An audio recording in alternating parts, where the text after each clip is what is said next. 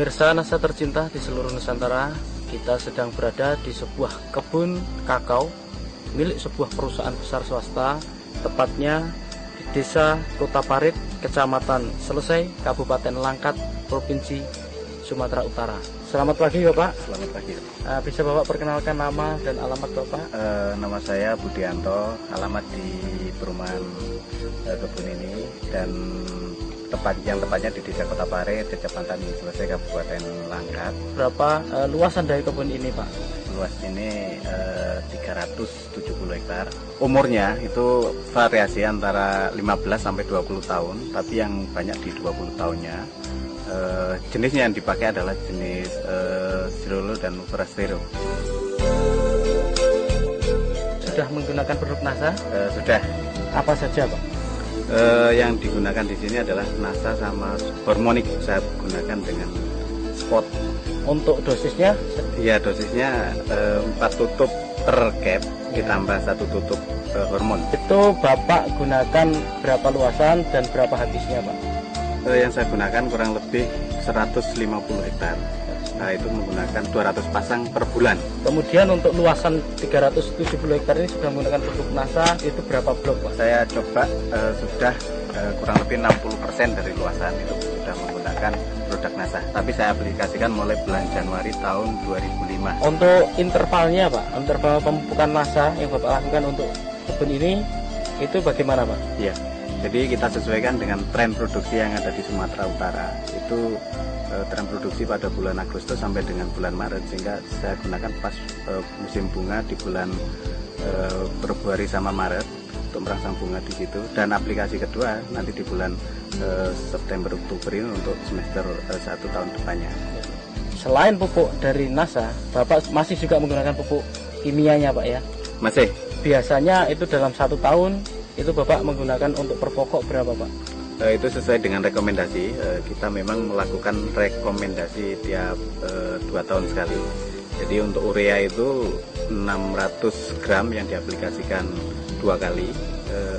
SP sama KCL masing-masing 100 gram juga diaplikasikan setahun 2 kali. Kemudian kalau dilihat Pak ya, tanaman di sini, jarak tanamnya berapa ini Pak? Ini memang bekas tanaman karet yang ditanami di bawahnya dengan cara nanam biji atau yang dikenal dengan seed head stick. Jadi jaraknya itu variasi, ada yang 1-2, ada yang 2-4.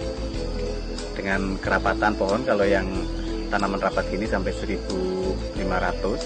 Tapi yang untuk ukuran 24 sekarang rata-rata populasi tinggal kurang lebih 800 pohon per hektar. Kemudian dilihat dari naungan Pak, kayaknya di sini juga lumayan cukup banyak naungan. Ini kira-kira apa saja ini Pak pohon naungan di sini nih Pak? Ya, ini kita untuk naungan coklatnya yang pokok itu menggunakan Gliricidae, tapi untuk buffer untuk angin itu menggunakan mahoni. Nah, untuk kebun ini Pak, secara budidaya juga dilakukan pemangkasan Pak ya? Oh iya, itu memang wajib. Nah, kira-kira itu bulan apa Pak itu kalau dilakukan pemangkasan itu Pak? Ya, sama sesuai dengan tren produksi, yaitu untuk merangsang bunga yang di bulan Maret, April, Mei itu kita harus pangkas di bulan 2, dan untuk pembungaan di bulan 9 atau 10 itu kita harus pangkas mulai bulan 8 sama 9. Untuk teorinya pangkas Pak? Pada prinsipnya yang penting di situ adalah penyinaran bisa masuk, sehingga cabang-cabang kayak cabang air, cabang kering, dan cabang yang kena penyakit itu harus dipotong. Dan yang penting lagi adalah tanaman yang udah tinggi itu harus ditoping. Setelah Bapak menggunakan produk dari NASA ini Pak, apa yang Bapak rasakan atau yang Bapak lihat perkembangan dari tanaman atau kebun coklat Bapak ini Pak? Dari segi pertumbuhan vegetatifnya dari daun memang ya cukup menggembirakan, yaitu cukup subur, dan dari bunga-bunga yang mentil yang muncul, jadi itu juga kenaikan produksi. Dari tahun sebelumnya itu ada kenaikan kurang lebih 20%. 20% ya Pak kenaikannya ya, iya, dari tahun lalu. Kemudian yang lain Pak, Bapak sudah menggunakan produk NASA dari pupuknya. Nah, kemudian untuk agensi hayatinya, Bapak sudah menggunakan belum Pak? Sudah, kita coba beberapa blok untuk persiapan jangka panjang, tapi masih diamati untuk perkembangan tingkat serangan hama dan penyakit yang ada di sini. Jadi belum bisa Bapak sampaikan di sini ya? Belum. Ya, pakai apa Pak ininya? Untuk perkembangan Phytophthora jamur itu menggunakan Clio, dan untuk hama saya coba dengan menggunakan Pestona yang saya campur dengan Aero. Pada buahnya itu ada perubahan secara kualitas atau tidak, Pak? Secara kualitas memang ada ya, terutama untuk yang kena serang hama penyakit itu saat sekarang menunjukkan tanda-tanda ada penurunan, dan biasanya mecah itu kulit buah itu keras, ini agak mudah. Dan yang menggerakkan lagi itu dari rendemen itu ada kenaikan, itu biasanya itu 33 sampai dengan 35, ini bisa ke 37-38%. Pemirsa Nasa, di sini Bapak Budianto selaku manajer di sebuah kebun kakao ini, beliau juga sebagai manajer di processing atau di pabrik dari pengolahan kakao. Bagaimana prosesnya kemudian sampai akhir, termasuk dalam fermentasi dan rendemennya, Pak? Setelah buah dipanen dari lapangan, itu siang hari atau sore hari tergantung dari siapnya panen, itu diangkut ke pabrik. Nah di sana buah kakao tadi langsung ditimbang berapa bobotnya dan langsung dimasukkan ke dalam kotak fermentasi.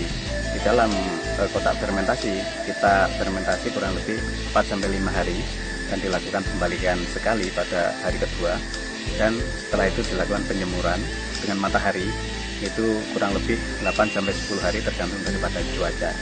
Dan setelah itu kalau biji sudah kering dimasukkan ke dalam gudang dan disortasi, yaitu untuk menentukan kualitas biji, untuk menentukan grade A atau B dan sebagainya, baru dilakukan pemakingan. Dari pemakingan itu sudah ada yang menerima, Pak, ya, ataupun ini sudah terikat kontrak atau demikian, Pak, ya? Ya betul, jadi ini sudah kontrak, tinggal menentukan jadwal kapan waktu pengirimannya. Ya, dalam sortasi, Pak, ya, kualitas dari biji kakao ini, Bapak bisa jelaskan kualitas A, B, C-nya? Jadi untuk grade A itu yaitu di bawah 100 biji per 100 gram, 100 sampai dengan 110 itu masuk grade B, dan di atas 110 sampai ke atas itu masuk grade C, dan di atas 120 itu masuk GC. Dari sini kami ingin Bapak menyampaikan pesan dan kesan untuk pemirsa Nasa di seluruh Nusantara. Jadi harapan saya untuk masyarakat di Indonesia tidak usah ragu lagi untuk menggunakan produk Nasa, karena sudah terbukti saya sendiri untuk di perkebunan ini dengan menggunakan produk Nasa ada optimalisasi produksi yang tadinya itu turun seiring dengan umur. Dengan menggunakan Nasa bisa optimal lagi sesuai dengan standar, sehingga ya termasuk di kebun kami ada kenaikan kurang lebih 20%.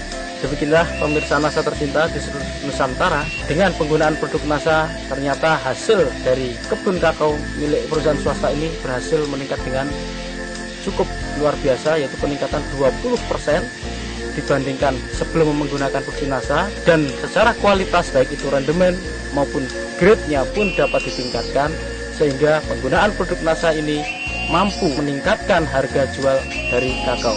Demikian tim liputan Nasa dari Sumatera Utara, reporter Syahria Reza dan kameramen Adi Nugroho melaporkan.